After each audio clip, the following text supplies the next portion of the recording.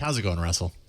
Hey, I'm doing great. It's great to have you here. So you've, I should say, first of all, we have the unit in-house. We have it over there. Anthony is actually locked firmly, and apparently he's doing jobs within Job Simulator, which...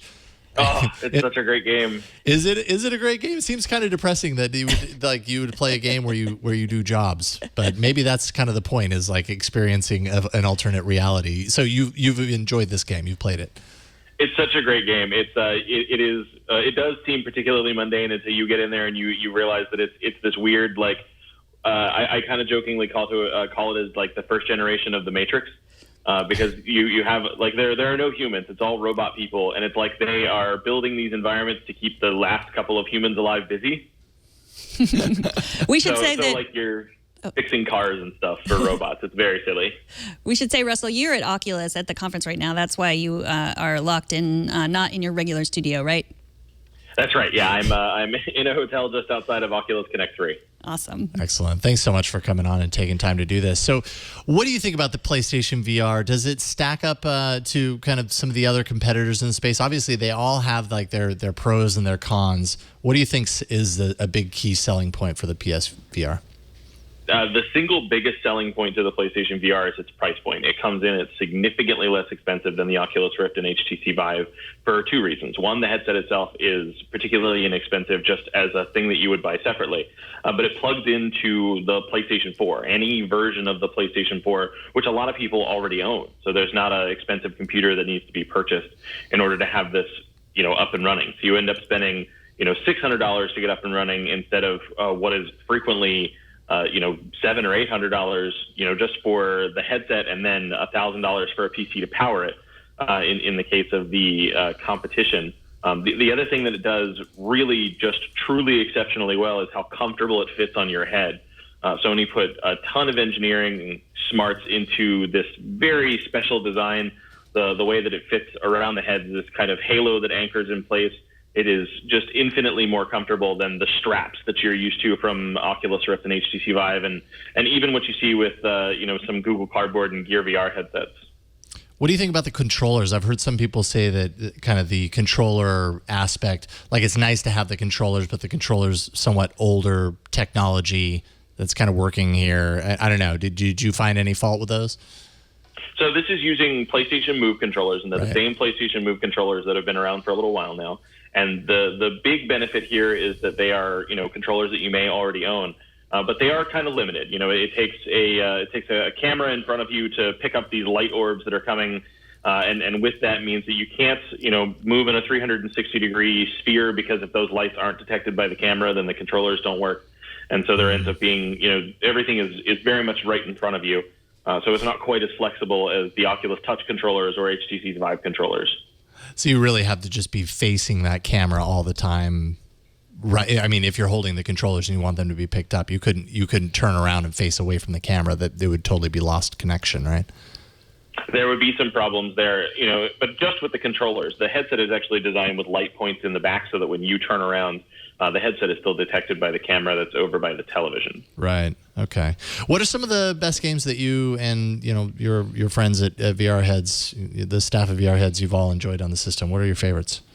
There have been some really great games so far. Eve Valkyrie is one that actually started on the Oculus Rift, and it is this space shooter where you're sitting in the cockpit of a very futuristic fighter that you're kind of flying around and shooting. There's a very silly soccer game called Headmaster, where you're not using a controller at all. These soccer balls are kind of flying at you, and you're headbutting them with your head. You're leaning in and headbutting them into goals and explosives and things like that, and it ends up being just a ton of fun. There is a puzzle game called Super Hypercube, where you are controlling this three-dimensional object in space so that it fits into a matching puzzle piece on the other side, and it moves very fast, and there are these bright colors and a really fast-paced soundtrack that just feels very intense as you're playing it. Have you played the Batman Arkham? Is that how you pronounce it? Arkham. I have not played the Batman Arkham yet. Batman is one that I really wanted to play, and there's a coming out in November is Star Trek Bridge Crew, where you and several other people can play together on the crew of a starship from Star Trek.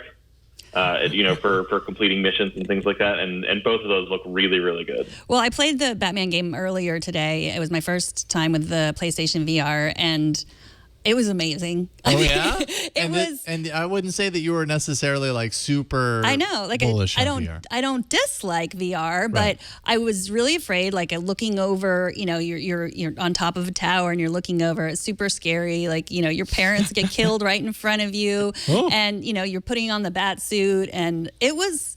I'm not going to go so far as to say it changed my life, but Did it change your perspective of VR a little bit? Or? it sure did. Like I Really? could definitely Wow. imagine playing that. Well, Wired says the game itself only lasts an hour, but I could definitely imagine playing it for many hours. It's good that it only lasts an hour because I could definitely imagine being in that world and never wanting to be out of it or do my work, talk to my children, have a conversation with my husband, anything, because it was so amazing. It was just Wow. like it really it changed me a little. That's fantastic.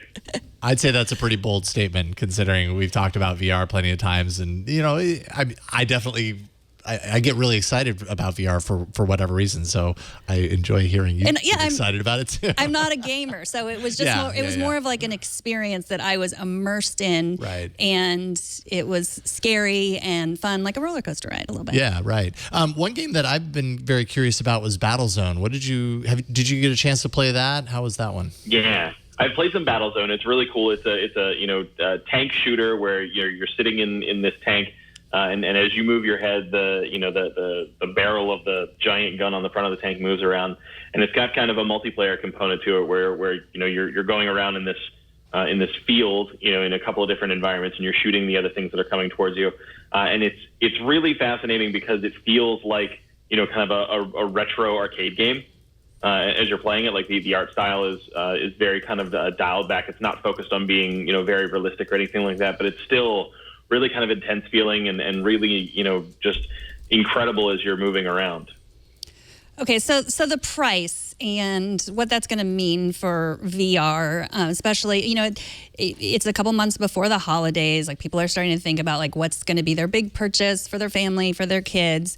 Mm-hmm. This is lower price. Like there's a lot of things, there's a lot of parts that you can buy separately. Like you don't have to have everything. So you could conceivably the least you can play if you already have a PlayStation, you already have the controllers, you can get away with paying. What do you think? Is it around? The base kit is $400. Yeah.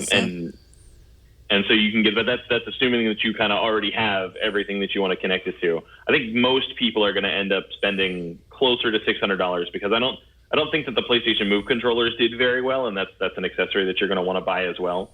So it's probably for most people going to be closer to $600. So, around the price of a hoverboard, say, and look how well that worked out. And it probably won't be light on fire underneath your feet while you ride it either. At least you hope not. Well, Maybe- it will, but it's maybe in the virtual game. reality, so Yeah, you're it's not burning virtual. yourself or your house Exactly. down. And whatever you do, don't combine the two. Yes, Don't that VR is a and recipe hoverboard for at the same disaster. Absolutely. Yeah, I don't have any VR at home, and I'm actually considering like, man, do I get a PS4 and a PlayStation VR? But then I gotta fight my kids for it, basically. But hey, maybe we can do that within the game and see who wins. So yeah, it's all signs are pointing to this being a pretty big hit for the holidays. Do you think that when it comes to kind of VR as holiday purchases, this is the easiest one for people to pull the trigger on? Absolutely. Yeah, I think this is going to be a really big deal for this holiday season because it's going to be available at so many different retailers in ways that the competing products just haven't been so far. Yeah. And Sony's been working really hard to do in-person demo stations at Best Buy stores and GameStops and places like that. So people who are having trouble kind of conceptualizing and visualizing what's happening in a VR headset can go and actually try it, which is a big, important thing. So I think it's going to be a big deal. Cool. So changing topics real quick before we go. Yesterday, Google showcased its Daydream View headset. What did you think about that? Do you like the cloth, comfy approach of Google's headset? It was very, very comfortable, not having a top strap, because they worked on this kind of angled strap that goes up and around, was a great way to do that. The padding all the way around the fabric design, as Clay Bavor talked about, actually was very comfortable. My only concern with that headset right now is that the way that they fit the glasses inside the headset makes it so that there is gaps on either side of the outer padding, and that means that light can actually come in from behind you into the headset, and that kind of pulls away from the immersive experience. There ends up being some light leaking and reflections in the background can cause problems that you don't find with maybe like the Samsung Gear VR, for example. Got it. Well, I'm looking forward to that as well. And because I pre-ordered a Pixel, I will get one for free. So that's a nice little bonus. Fantastic. Yeah, looking forward to it. So I'm actually going to be at Oculus tomorrow. So I'll see you in the halls. I will see you there. That's going to be fun. Excellent. Looking forward to it. Russell Hawley, VRHeads.com, and all over the map. Really appreciate you taking time to talk to us about this, Russell. Anytime. This was fun. All right. We'll talk to you soon.